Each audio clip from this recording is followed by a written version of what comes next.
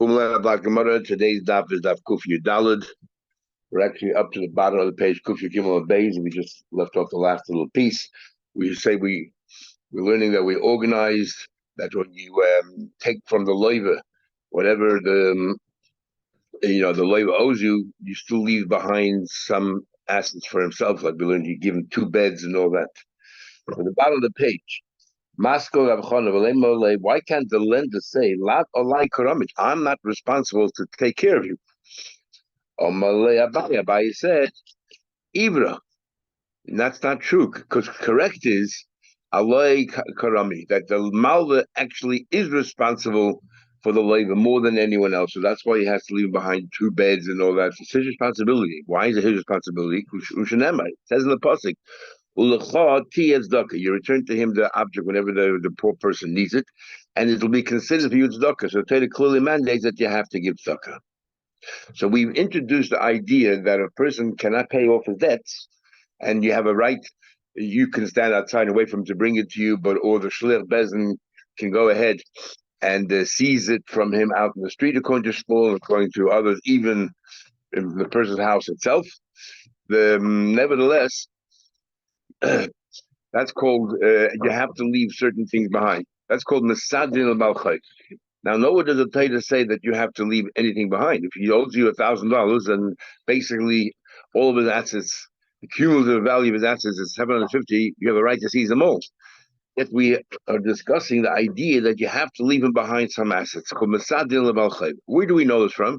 And in fact, it's a big machlekes. As the Gemara says, it's Kuf Yudalid, Aleph at the top of the page. We ask a question.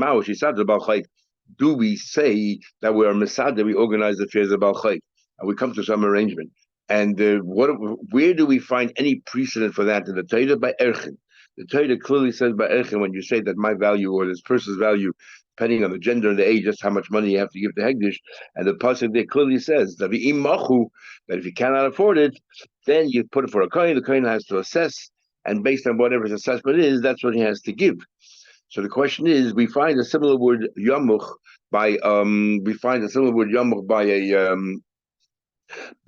loan, and if they cannot afford it, and you should help them out, and so on and so forth.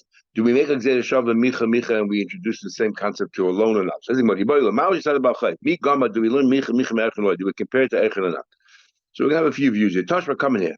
The Sholach Ravin sent Be'iglite in a letter. I actually asked this very question to all my rebbes, and nobody answered me. But in truth, Kach Oisa Shaila. This was the Shaila Oimer Alai. If somebody says, okay, we know that by Erchin, so we're going to talk about 3 different things. There's Erchin, with a fixed value, the Torah fixes values of people. Then there's another end, we're talking about a loan, an ordinary loan to another person. And the middle case is a case of Hegdish, where you decide to consecrate or donate money to Hegdish. And the question is, when you donate, you promise to donate to Hegdish, what happens then if you cannot afford to fulfill your promise or something, your business turned and now you can't do it anymore? What happens then? So I asked the question, take a time to give a supply $100. What's it then? And he cannot pay. Do we organize affairs or we just seize whatever we can?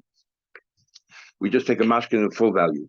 Rabbi Yaakov mashmei about Potter. Rabbi Yaakov, the name of Potter, Rabbi Yimon mashmei Ilfa. Ilfa was Rabbi Yechanan's friend. We had in Sechetainis, and he didn't have the bas because he went into business. But yet Ilfa, in a number, he's especially in Kotchim, but in a number of places we had him. So he said the name of Ilfa, Amri. I will say Kalochayim Balchayim. We will learn from Balchayim. Ma balchayv, ma the balchayv. Shemarzidin. We learned in the Torah that if you take a mashkin and something that is necessary, that's necessary for the poor person to have, let's say, his blankets or his cushions, you have to give it back to him every night. So we would have such a chamanis on the borrower, and yet the din is ein misadrin, because nowhere does the Torah say that you organize affairs when it comes to final payment. So hegdish ein marzidin. Hegdish, where there's no such thing that Hegdish has to return to the person who made a promise, to give money, and then he took whatever is a pledge, and then he needs it back. No such thing. In other words, we show no sympathy towards the person who owes the money. Then surely shemus ad. But what is she from the premise? Clearly from here that there's no misajin by a balchayv. That's the basis of the kaluchayv. Rabbi Yechon disagrees not on the part of Balchayv, he disagrees about the part of Hegdish. Rabbi Yechon, I'm not going to compare Hegdish to a Balchayv. I'm going to compare Hegdish to Erchin. And because and therefore, just by Erchin, you Masad, so too by Hegdish. But no one argues on the premise about Abba Chayv. So it's clear that ain't misajid, that you do not organize affairs. You take everything that he owns, that he owns, if that's what it takes. And like the expression of the Gemara, glimim al kaspe. You take even his shirt off his back. Ma erchin misajin, just like erchin, you organize affairs. Av hegish misajin, you organize affairs. The idach. So that's Rabbi Yechon's view. Who compares hegdish to erchin, and Ilfa said that you do not compare. Rabbi Yechon's friend Ilfa says that you not compare to Hegdish at all. Can't you make Kavachem of Malchayv? What does he do with that? What do you call it? In the comparison to Echid? You know what he does? He learns from there that you compare. That you're comparing Hegdish to Erech regarding another note together, where the part, let's say, if you donate to Hegdish a part of a person, if, there's a Herech and there's Damin. Damin means you say the value of that person I'm donating to Hegdish. Should we go for the slave market? What would a person pay for that person? But if you're donating, let's say, the leg of that person, then you see what would a slave be worth with a leg and minus a leg. But if you say that you are going to donate the heart of that person, or the brain of that person, a part of the person, a limb that without that you cannot live, then you have to pay for the entire person. My erchen need to just like erchen, we are down with the entire person, where it's important. Kvayda means important or significant. I've heged need them the same thing hegdish. Okay, so in other words. But what we have in Poil, everyone agrees that Ein Masajin Balchayv, you don't organize affairs of Balchayv, and you take whatever he has to pay you back, and they're only arguing regarding Hegdish. Says the Gemara, but now that we've established that,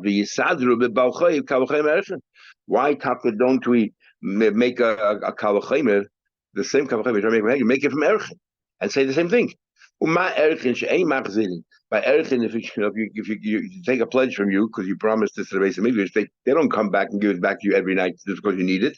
And we show no sympathy to the person who owes, to the debtor. And yet, Mesadrin, we organize affairs, we try to show sympathy. We're discussing the concept of whether a person owes money and you come and take the destitute now. Do you take everything they have to cover your loan, or do we leave them behind certain things, vital things that they need? Like we had yesterday, you leave them 2 beds and all that.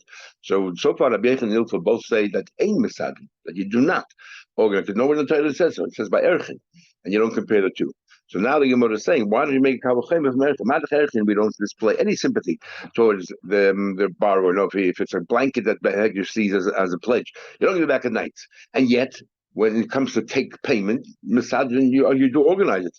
Is balchayv shemachzin by balchayv will be returned every night, but not to show sympathy. Ain't no danger misadrin. Surely you should misadrin. For that, on makra, we have a pasuk that says ve'im moch hu. The emphasis on the word who. If he is impoverished, only by erkecha who we organize the affairs. Not by balchayv. The idach, and the other one that says hi achi. What does he do with the word who? Hi, in this says hi ad sheyehei b'machusa mitchilosa v'tzeifa. Who has nothing to do with teaching you that only is limited to Erchin, because we lose the we said before we compare Hegdish to Erchin. So obviously we don't dash on who. Limited on Erchin. So what does he do with the who? That it has to be poor. Ad sheyehei b'machusa mitchilosa v'tzeifa. In other words, if he was poor when he made his pledge and then he became rich, how do we judge this person? Then we had a machlekes the Gemara there. If he was poor, became rich, and became poor again. And if Yehuda holds that if you were poor and became rich again, and then became poor again, you already pay like a rich man. Because who, it has to be the entire time from beginning to the end. Says the Gemara, okay, so now we've established all that. Is the Yachziru behegdish, okay, so by Balchayv we're not Masadid. So now let's say Hegdish should have to give back Kalchayv from Balchayv. Madr Balchayv, She'ein Masadid, we don't show enough sympathy to say let's organize the affairs. Yet Machzidin, if he needs the security back at night, we'll give it to him by day. Hegdish Masadid, Hegdish where you do organize affairs, which shows how much sympathy we have for the person who pledged. Surely Hegdish Taka should give it back every night. On Makro, no, for that we have another pasuk which is limiting. It says in the pasuk there, by a borrower. That he should sleep with his garment, and you'll be benched. No, by you giving back the garment, you'll be blessed. You have to hegdish it to a bracha. Hegdish need a bracha blessing. What they need a blessing. The Hegdish needs our blessings as well. So why shouldn't the Hegdish do something nice that people will bless the Hegdish? Ella makra, that will be blessed. Ella makra, ulecha tiyetz tzedakah. Will count this as a mitzvah tzedakah. Misha tzaddik tzedakah. Only somebody that has a mitzvah tzedakah so applies this whole thing of giving back a night. You have to Hegdish ain't tzaddik tzedakah. Hegdish does not need tzedakah. Doesn't have a mitzvah tzedakah. Okay, so the violent Gemara, the gang is that the Mahalach Gemara is that there's no Sidur by Balchayv. Says the Gemara, Ashkei Rabba Baravu Elio, famous Gemara, fascinating Gemara. Rabba Baravu once met Elio. The Kohen basic quarters, standing in the basic quarters of a goy. Now there's a big machlekes by if a goyish a cave is metame but oil. He's standing, hovering over it. Is a metame or not? And the Shimon Yochai says it's not metame, and the Tanakama says it is metame. The Yisrael standing there by a goyish caver, hovering over the caver. Amalei, because everyone will be not touch. Maga mas is forbidden. It's only oil. Amalei mauji sada b'chay. He said to him, "Are you allowed to be masada? Do you masada b'chay or not?" He asked him this very question. Amalei, Elio answered, "Goma, we learn out micha me'erch." We learn out micha the zera shava we had before. You learn out micha mach mach. That was the question initially. You learn out the zera shava. That what? That that there is sidur by a balchayv. We have a zera shava. Now, before we go back to it, the big machlek is now what the halach is. Now, Bein the town comes a very strong halach is aim misadin lebalchayv, and he said, he says, it's a modest conversation here. He asked him a shayl halacha. Mahu ayim asadinat. What does he answer him? Shava. That's not the question. Then ask you, where do you learn it from? I asked you, give me a yes or no. So the many times this gives the difference wrong. The question was minayin. Elio wasn't paskening. He wanted to know those who hold that you are misadil about chayv. Where did they know it from? Because nowhere does the Torah even indicate that. So Elio answered micha.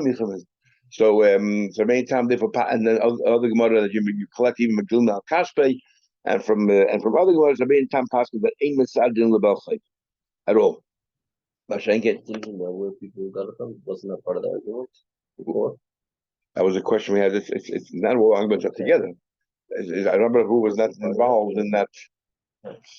Anyway, other Rishonim paskin hakami mean what's one of the Rishonim Milon Godel Eliyahu. And if you're passing this way, that's the law of Sadin Bachay, which is a law of. But other people ask, it says it's more Shabbos we had that you cannot pass Shemaimi. And the Gemara said that he was by the fish or fish tummy, or he allowed to write on the skin of a fish. Tummy. So he says there, or tired has to be tired. So he says there he was telling you Metzias, whether the Zayim are there or not. It's nothing to do with halacha. So how can the Yishayim say that the halach is the sadin purely based on what Eliyahu said? There's a chidah. Now, this gives the answer. There's a chidah in Birkei Yosef. There's a chidah in Birkei Yosef in Hilchos Tefillin. I think it's Pegman base. Similar base. He says that he should travel out and go to the museums. He says that he found, I think in Cambridge, he found the Ksav Yad of the Rajba. If it's printed today, it would be a 9 Yaakov, because it's not a regular Rajba. He found a Ksav Yad of the Rajba where he says, Trei Eliyahu have. There's two Eliyahus. There's Eliyahu Hanavi, and there's Eliyahu, someone who lived for 400 years. He lived the time of Tanaim and Amarayim, and all the Eliyahus in Shas, when it comes to halachas, is Eliyahu the Tana, not Eliyahu Hanavi. So then the same thing would be over here as well. But however, I think one of the Shayim says Milon Negodim Eliyahu sounds like it's Eliyahu Hanavi. But anyway, so let's continue because it's interesting how to write it. Menayin, then he asks another Shayim. How do you know the Odom Shula Yitrim? How do you know that a person who's naked, so you shouldn't get truma? Now, the problem is not giving truma. Of course you give truma. You have to make a bracha. And Odom, a woman said you can. But a man, you can't do this. Amalei said, sorry. So he said, how do you know that you can't give truma? Because and therefore you can't make a bracha. Now, the bracha is not ma'akiv. So when he says the lashon lo yit, the lashon in the Mishnah is chamisha shel lo yitrem. So we use the lashon lo yitrem because that's the lashon in the Mishnah. But a bracha is not ma'akif. So if you did it, you still yaitz in the mitzvah. You don't got the bracha too. Of course not. You're saying you're right. It's saying lo yitrem, but the poil trum is a good trum. Malay said to him, "Lav koyin human, aren't you a koyin?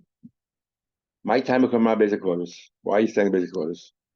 Malay said to him, "Master Matadish never learned Tadish. The Tanya we learned. Kivreyin shalom l'chom ein Tanya. The cave of a guy is not Tanya by oil. So it says the etin trying to train by easy Adam. You're called Adam. Adam Krim Adam. The ain't no even Cham Krim Adam. You're only Yidna called Adam, and not Goyim are called Adam." I told you this one before the Mendel Bayless case. This was one of the arguments that they put up that were anti-Goyim because we said Atem Krim Adam. And so one, the Rav that nobody heard of before, came up with a good answer, and he said that all the other three titles, Ish, Enesh, Gever, is Lashon Yochid, Lashon Rab. Be one and alone. Adam is the only word that there's no chiluk in Yochid and Rab, because so when it comes to Yidden, Lev Echad be Ish Echad, we're one person. There's no Rabbin. There's all one. And by Goyim, you're Russians and you're Americans, and Barai, we're all one. He said, I'm from America. This guy is from France. We're Rabbanim from everywhere, all over the world, and warriors and everything else. But we're all here because we're one. You guys, you're Russians, you're French, you're this, and you're different people. So you're Lashon Rab, and we're Lashon Yachid. Interesting, if you look in this week's Parsha, Ish Moshe Anav, and looking at some of the modern Mefarshim, they all talk about how Ish is the highest title that you can have. And it says Adam is the highest title, but the Gemara clearly says that Adam Atem, it's only, Teza makes a chiluk in Ha-Adam and Adam. Teza Chagig, whatever. But over here, but the Poil Adam is the highest title. Now, how do I know was a Kohen?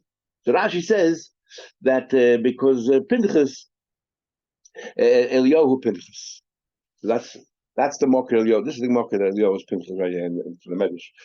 There's long traces, fascinating traces, where traces brings other Medrash in, and I mice it. Where's Eliyahu Pinchas? Eliyahu came from Binyamin, brings a beautiful Medrash. No time to learn right now.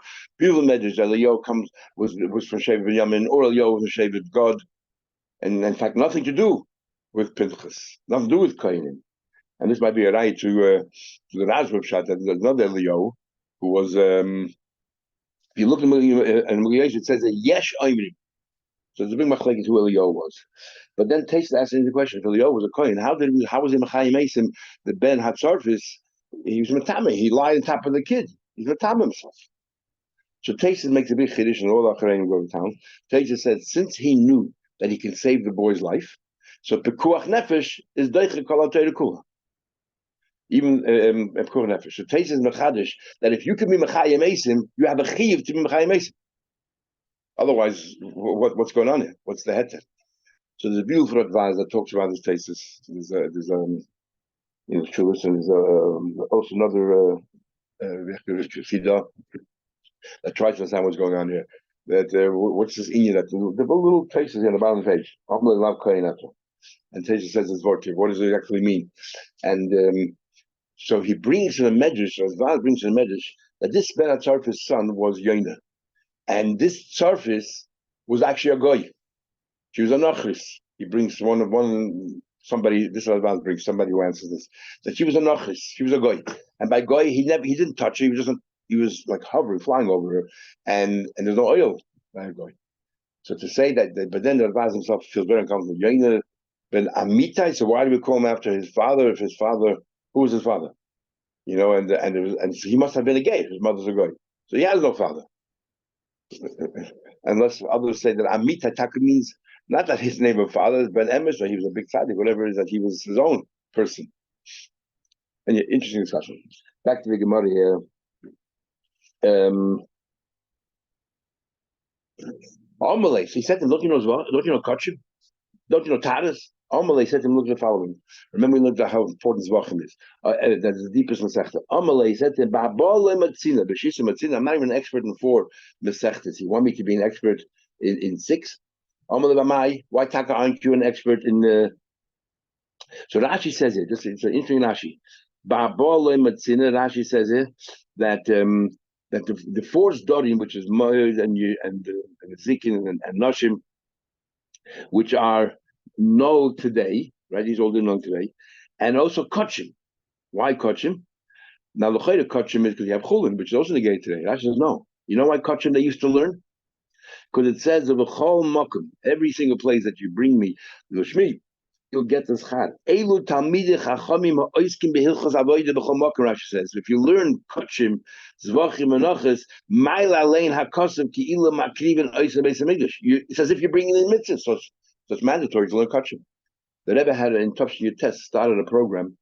If you look in the Pulpul Talmid, you'll see the first years, all the Pulpulim, well, some of the Pulpulim were on that. The Motzei Shabbos, they should learn Zvachim. No, you didn't give a reason, you just say you should learn Zvachim. Right here, Rashi says that it's an inyan of learning Kachim because as if you bring Kabbanis today. Fascinating. Why is it called shores? Oh, that's always good. It could be in Gemara Shabbos when they bring this pasuk that shows you all the different studies of Mishnais. These shores is the pasuk in Mishnah. Okay, back to the Gemara here. So he said, I'm not such an expert in four. Now, what do you mean he's not an expert in four? Of course he was. He means in Toseftus. So you want me to be the other two as well, which is Rain, which is not the gate today at all, and Tadas who learn, it's not the gate at all Tadas today. So he asked him, why Taka don't you know? He said to him, you know why I don't know? He said, I'm a poor man. I have to work. I have to make a living. Dabre, so he took him. He took him and brought him to Gan Eden. Amalei said, take off your garment, your outer garment, and Safi and spread out. Take from these leaves over here. Safi spread out, chuckle, and he took the leaves, and he was going to bring it back to this world. As he was leaving, Shama, he heard his announcement. Who else wants to take his Gan Eden and enjoy the Olam Haza, and not have Gan Eden there? Nafat, right away he threw away all the leaves. Shadinu, he threw it away. They spread out, threw it away. I feel hachi asya laguma, but the garment was his own, so he took it back. Stochat glima reicha, it oozed. It's such a beautiful, fragrant smell. Zovne betres avadinu. He was able to sell this garment for 12,000 dinari. And look what kind of good father he was. Paldino lechasonisa. He took all the money and split them between his sons-in-law. Didn't keep anything for himself. And the reason is you shouldn't have enough of mice in this. They don't have enough of mice in this, so that's why he gave it. He gave it to all the sons. Sorry, let the son go happy. Yeah. Okay, but that's like an indirect. So what we learned. Okay, back to the Gemara.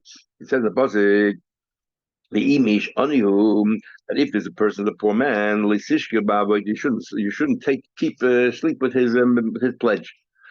Ha'ashiv, but a rich person shachiv does sleep. What does that mean? It sounds like you're allowed to use that person's security and sleep on it. You don't have any hana from the mashke because then it's like ribis. You're gonna get paid back. Plus, you got a pillow from him to sleep with every night. My kama, what's pshat nebraisa? Amar Rav Sheishes, he should not you. We're not talking about the lender himself that you could use his pillow. You can't. If he's a poor person, give that pillow to that person. If that person is river, talking about the lender again, you can go to sleep and you still have his mashkin with you. Not that you can actually use it for your own personal benefit. That would be this. If you lend money to your friend, you're not allowed to take things away from him. We actually had a mission. You're not allowed to walk into his house, take things away from him. According to Shmuel, you're not allowed to even take things away from him in the street. You only allowed to stand outside and wait till he brings you. So in Shalom, there's a whole discussion. You're allowed to beat him up to make sure he pays you, let's say, outside. And he has money.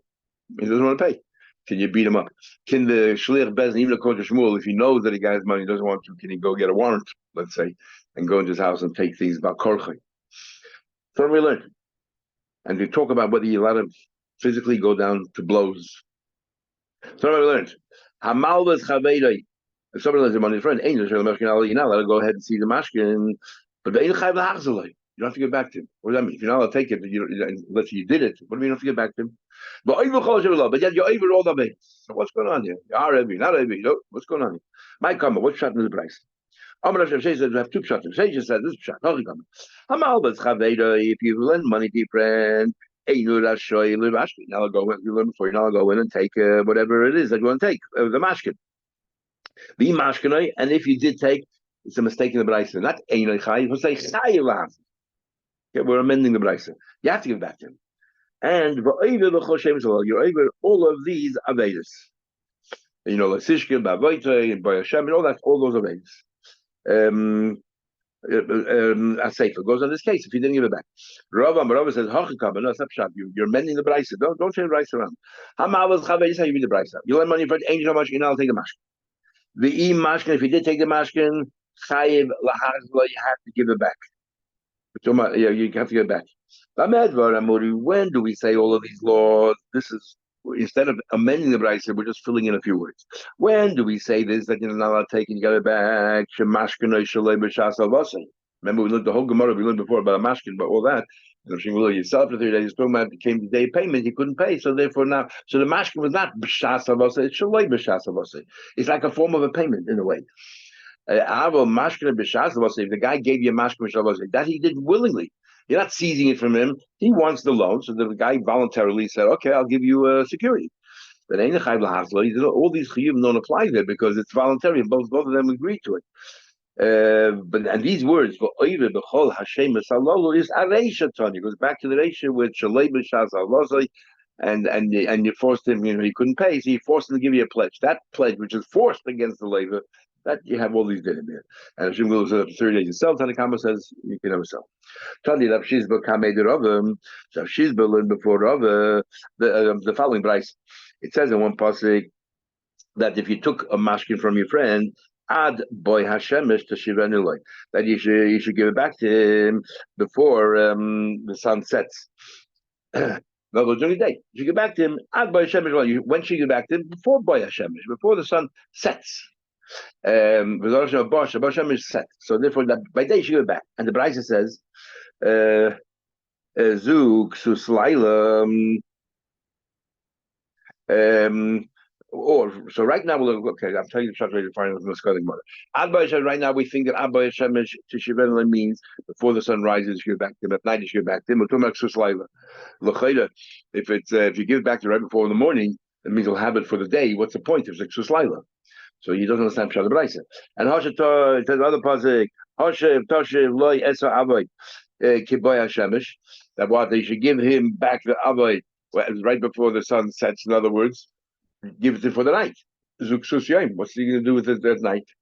So Amalei, the Yamama, the Belayla, the item that can be used why are you giving it back to him to use at night? And with the Laila, but the Yamama, why the night?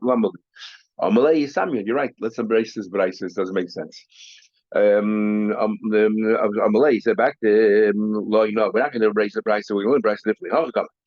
Ad Boy Hashemish, before the sun sets. Before the sun rises is Tishiv anyway.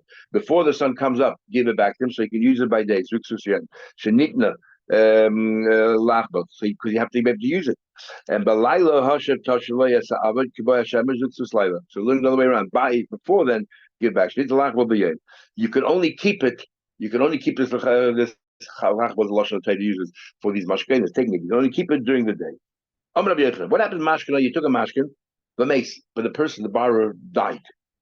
Do you have to bring it back to the children now every night? The children, we already had them. The children don't have the same. You don't have the same relation with the children. You don't have to give it back to the children at all. But the question more than that: what happened? The guy died at night while you gave him the cushions. So the cushion, the pillows, and all that are sitting now in the house of the borrower. Now we know that metaltal the afternoon. So can you say this is metaltal? It's not by us. We yashin it, or could you take it back? So he says, you have the right to go and take it back. This is different. The father had no right to inherit, bequeath that to his children because it really was the malvas. The Raya, the Torah, like Rishchak says, if it's giving back the life of his item, it was the tzedakah. I give it back your thing. I'm being tzedakah. So it means that I have kinyanim in it, and therefore every time I forego that, I give it back to you at night. I'm doing the mitzvah of tzedakah. So therefore the children do not yashin this particular item. So Gemara makes a good question. It says, since you're taking it away, since you're taking it away, why are you giving it back all the time? You're taking the object every night you give it back. What kind of mashkin is that you have to continuously give it back? Someone asked first, when do you give back? The Torah says that you have to give back at night or during the day. The next question is like this: Since you give it back to him anyway, why every morning you go and take it again? What's the point? Every morning you take it, it's like a schlep, and then you give it back at night. We discussed it yesterday. Why do this? You have to get back anyway. Leave it there already. So it's two reasons why you have to have this mashkin. In other words, the question: why take mashkin in the first place? What kind of mashkin is that where you continuously have to give it back to him? There's two advantages of having a mashkin. Number one is that the year of Shemitah should not cancel the din is, we'll have again is that if you have a mashkin, Shemitah does not cancel the loan. Because as if I already got paid back the loan. The mashkin is the payment. So there's nothing to cancel. So that's one reason why you have a mashkin. Number two is if I don't have it as a mashkin, it's just sitting there and the father dies, I'll never collect. But because I have it as a mashkin, it's mine, or partially mine. And therefore, when the person dies, I can take it back. So you know, it says time. It sounds from here the whole reason is the holder mashkin. It sounds the only reason because you take it back every day.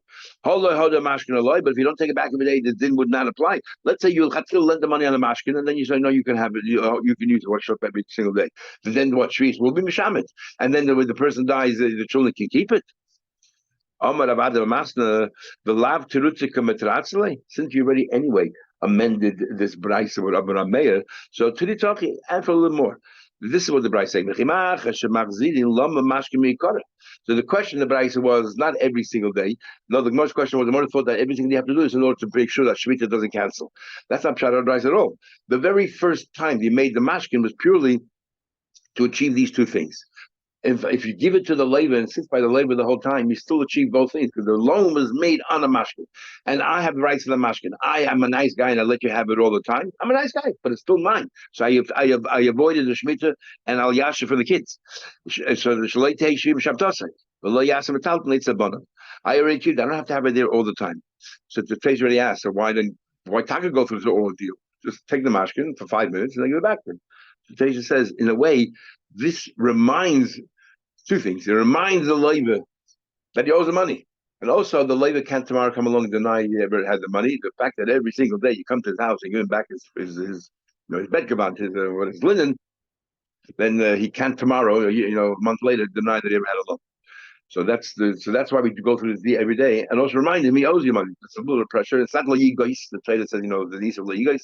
It doesn't apply here because, and he's embarrassed. Eventually, he'll work harder to get you out of his life, and give you your money back. Okay. Good Shabbos. We'll learn tomorrow at 7:00 at night.